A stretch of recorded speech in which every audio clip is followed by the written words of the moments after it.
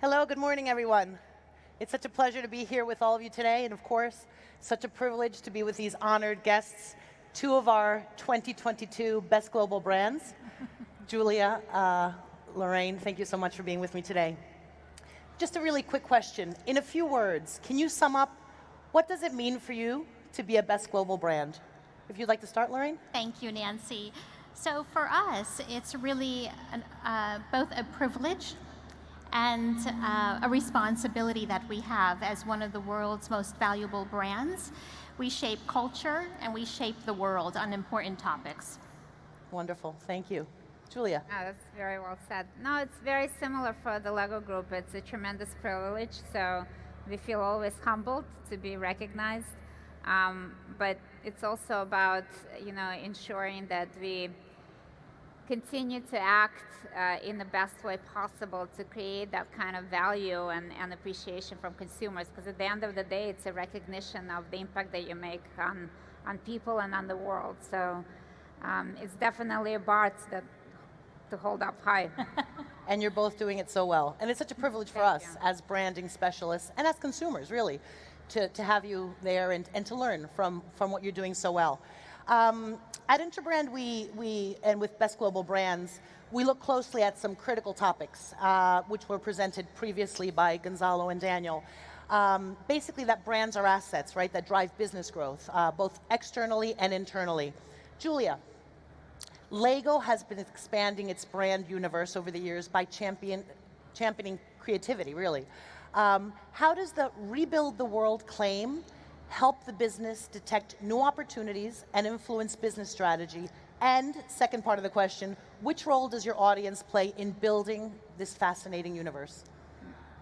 It's a great question. I mean, for us, creativity is at the core because we really believe that play is very important. I talked about it earlier today. Maybe some of you have heard it.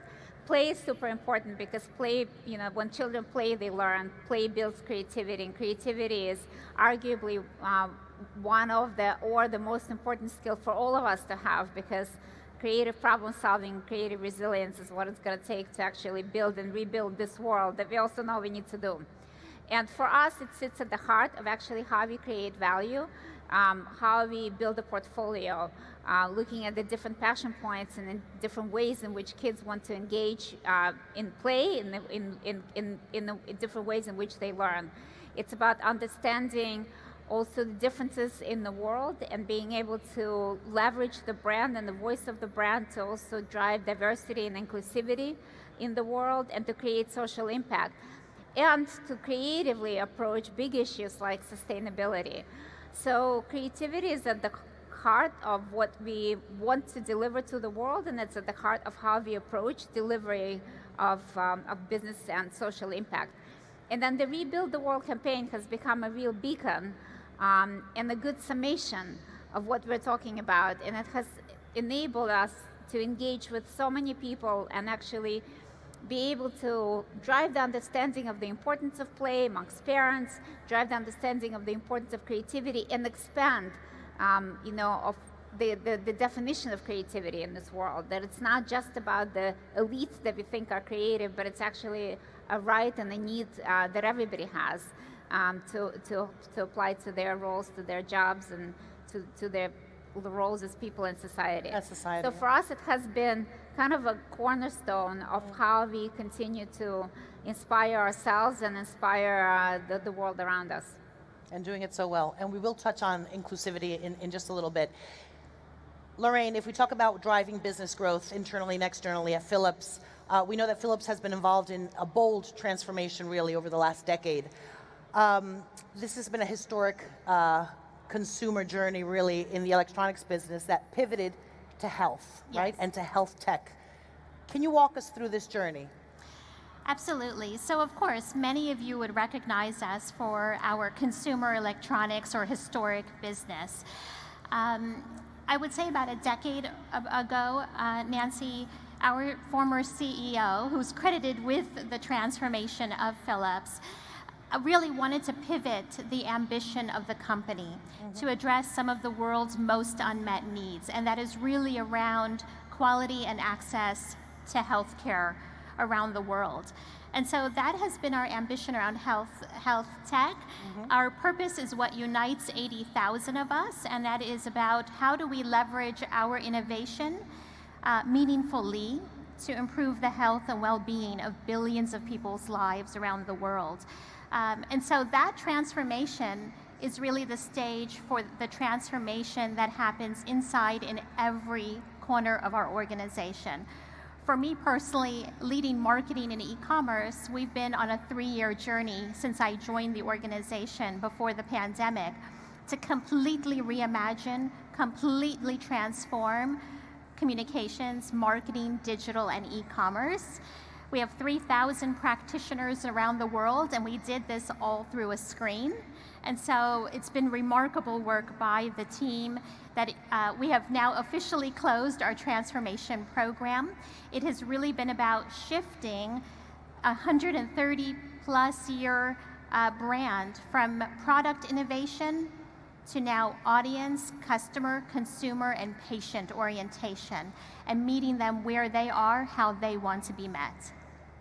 It's truly incredible how brands have the power to really drive customer perception and change it at times through innovation. Thank you for that. We heard earlier when we presented Best Global Brands, the ranking, how brands are truly an act of leadership. And we know that now people actually trust businesses more than governments and media. Partially due to this fact, the businesses act as leaders for society, really, a role that they never had played before, transforming brands into incredibly powerful narratives. Lorraine, in health and wellness for all, we know that it's also a crucial issue for consumers and the way that they see and think about brand leadership, just what we're focusing on as that critical issue. Philips has a unique insight into what the health journey will look like for people in the future. How have you focused your capabilities at Philips in order to present throughout the whole health continuum? Can you explain that to us? Absolutely. So if you think about the macro trends that are taking place right now from a consumer and healthcare perspective, you start to see much more around digital, much more around consumer-led, consumer-controlled care. You start to see more around precision care through AI. You see also shifts in the provider and the payer environment, as well as where care is given. Now it's really out of the hospital setting and into the home, and perhaps many of us have experienced that in our first interaction with a teledoctor or telehealth.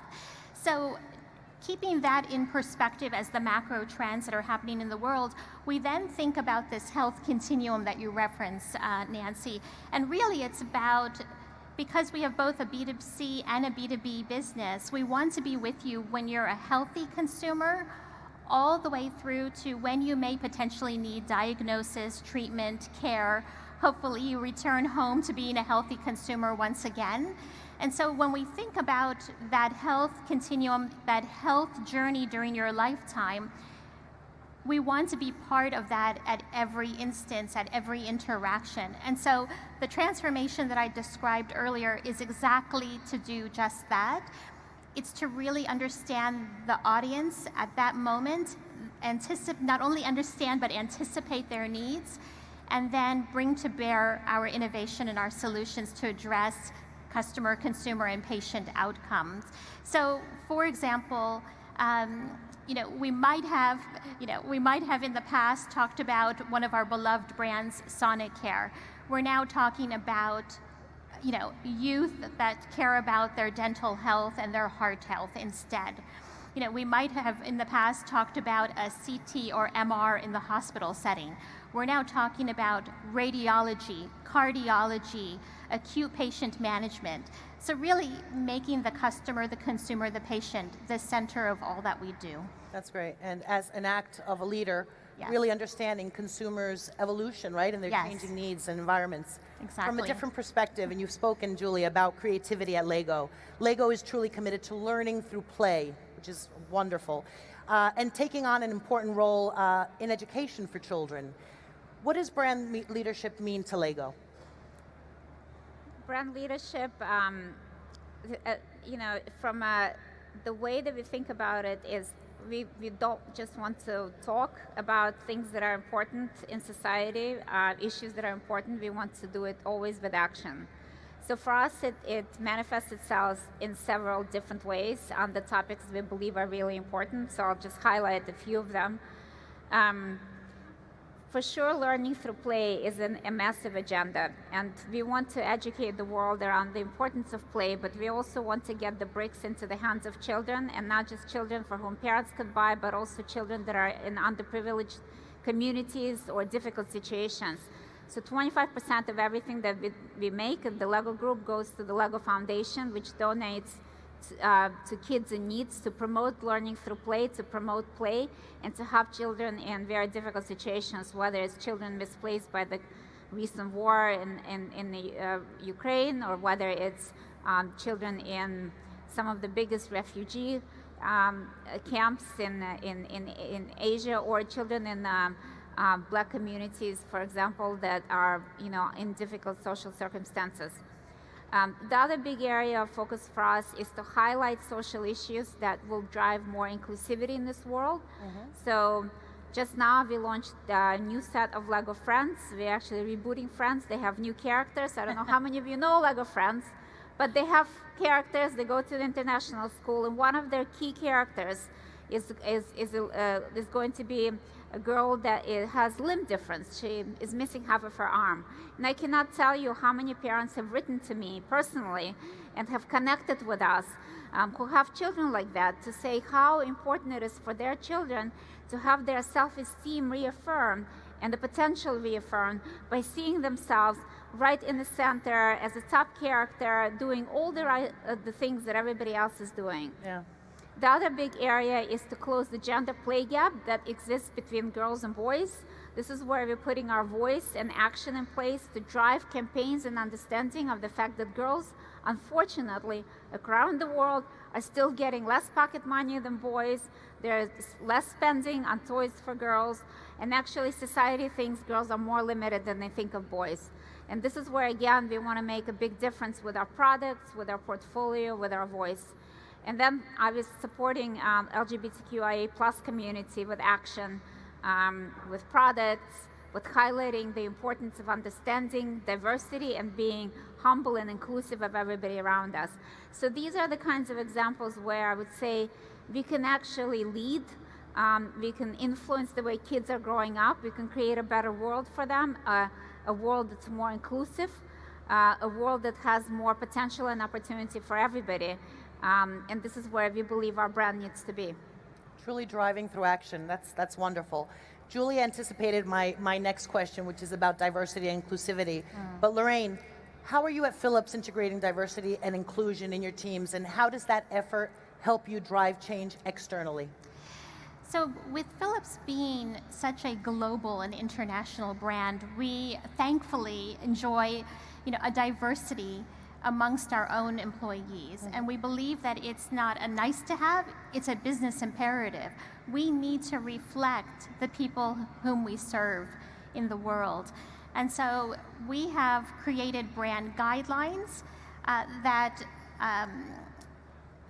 I'll say promote diversity and inclusion, not only in our marketing and our communications, but we're also looking at it in our product packaging, in our digital experience. So, for example, on our digital experience, we would have on the consumer side grooming, shaving, shavers, and so to find it, you'd have to navigate to male grooming. Well, based on our research and in real-time feedback from consumers, they said, actually, it shouldn't be about male grooming. It's about what part of the body that you want to remove hair from, the face, the hair, the legs. And so now it is gender neutral, and it's really about the experience that the consumer wants. And so we've turned our entire thinking and our experience that we've been building based on that and to reflect diversity and inclusion in the world. Now, if I bring it home to us, of course, being a woman, I believe we've made great progress. I wish it was bolder progress. And I look forward to the day where we're no longer referred to as women leaders, but actually as leaders. And so, and I'm the first female CMO of Philips in our 130-year history. So that's a great privilege and honor for me, and I take that very seriously within my own organization. Very intentional about our talent and who we hire, who we retain, and who we develop. So for example, in my leadership team, I have a 50-50 split, and then within the entire population of 3,000 practitioners globally, 58% are women. But I would also say we hire for diversity of experience and also diversity of thinking. And so we're hiring outside of our industry, Right. or perhaps in our non-traditional or adjacent spaces. Right. The value of arena thinking, which is Yes. something that we also Exactly. presented now in Best Global Brands.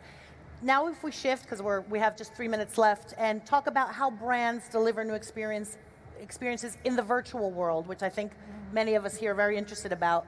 Julia, in the metaverse, which is obviously a new space for brands to craft experiences for their audiences, what is Lego's vision on this particular issue, and how can the brand help build experiences for children in a safe environment?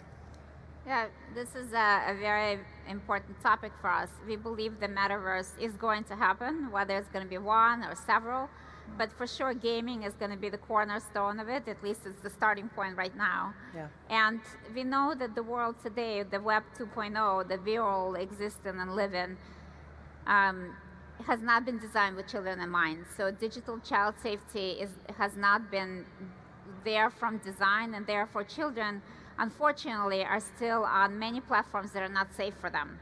And what we want to make sure is that we protect children's right to play, meaning that we want children to be able to benefit from all of the great things that are going to happen in the metaverse, the experiential games, the experiences that you can visit, the ability to play on all kinds of different platforms, because we do believe it's going to be platform agnostic or device agnostic, to be able to create yourself, to be able to have a community followership. But we want to make sure that that is done also with safety by design. So we've partnered up with Epic Games. We've actually put significant investment of resources and focus in place in order to work with them together to create something that's really going to be amazing, but also in doing that to create the safe digital child framework, which we also want to engage many players in the industry, as many as possible in, so that we can design something that can also be global, that can be easily understood by parents, and that can actually enable a child to travel safely through the different experiences in the metaverse. So I think from that perspective, we again see a responsibility as a leader, as the #1 brand for kids, to actually create something that is also going to be right for them, and it's going to give them all the great opportunities to realize their potential, as much as we want to do that for, that will happen for adults. Yeah, yeah. Definitely a challenge, but we applaud you for trying to create that safe space for our children. And just before we wrap up, Lorraine, we know that technology is changing the way that consumers experience their daily lives, really, and the attitude to health and wellness, especially during and post-pandemic, has definitely made us much more actively involved in this. What does this behavioral change mean for Philips in terms of digital experiences? So I think being a human-centric brand, we always aspire to understand the customer, the consumer, the patient very deeply. And in order to do that, well, I would say based on the industry we're in, brand trust is critical. It's everything, right? And so we've got to create that trust, that relationship. And at the heart of that, what we haven't talked about, and I have to say it since we're at a tech conference, is the focus on privacy and data ownership.